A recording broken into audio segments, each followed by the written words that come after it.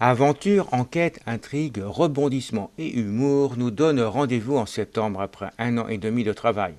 Une superbe réalisation grâce à des textes approfondis, à l'humour subtil écrit par les éditions Yeshua de Gorges, se mariant parfaitement avec les illustrations de Fanny Roch, illustratrice nantaise renforçant le texte tout en amenant de la couleur est en cours de finition. La bande dessinée Sœur Marie-Étoile et l'Américaine est fin prête à captiver petits et grands. Sortie programmée le 29 septembre. C'est l'histoire d'une abbaye où ça va pas fort du tout.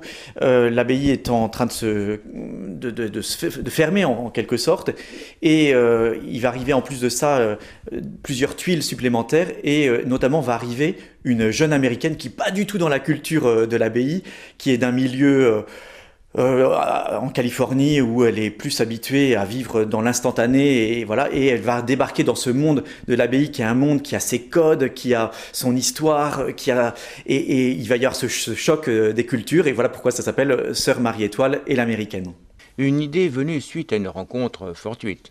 Alors l'idée, justement, c'est, je trouve que une bonne idée de bande dessinée, c'est quand il y a un choc des cultures et du coup où ça peut nourrir des aventures, des conflits.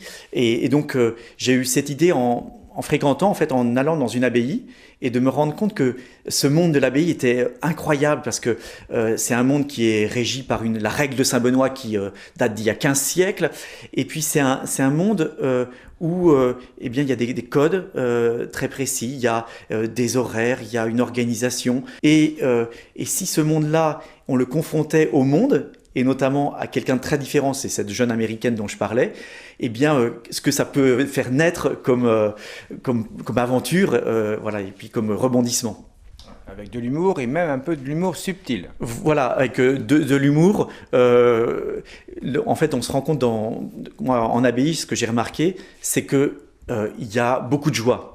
Il y a beaucoup d'humour. On pourrait croire qu'on est face à des personnes qui sont compassées, qui sont dans leur vie de prière. Et en réalité, on se rend compte que il y a elles ont plein d'anecdotes, les moniales dans leur vie quotidienne, de fou rire, vraiment de choses très marrantes. Et du coup, là, cette bande dessinée fait droit à tout cet humour qu'il y a aussi dans la vie monastique. Vie monastique, certes, mais il s'agit avant tout d'aventure.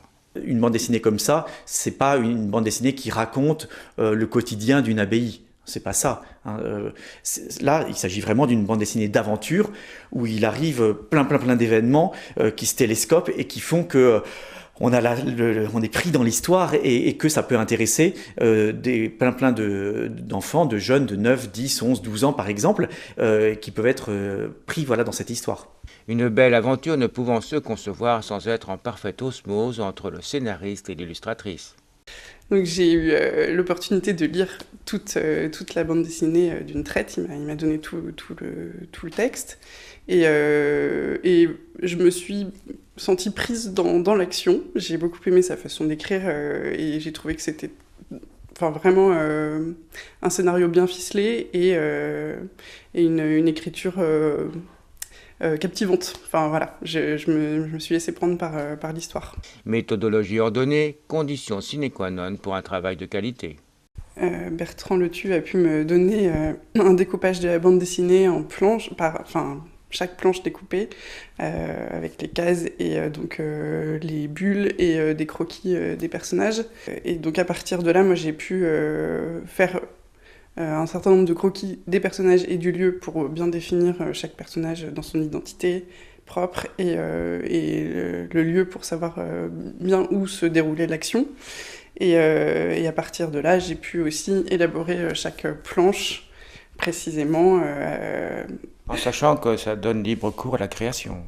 Oui, bien sûr, puisque même s'il avait déjà dessiné chaque planche avec des petits croquis, moi je pouvais quand même avoir mon style à moi. Enfin, de toute façon, c'est pour ça aussi qu'il m'a choisi, c'est parce qu'il appréciait le style que j'avais.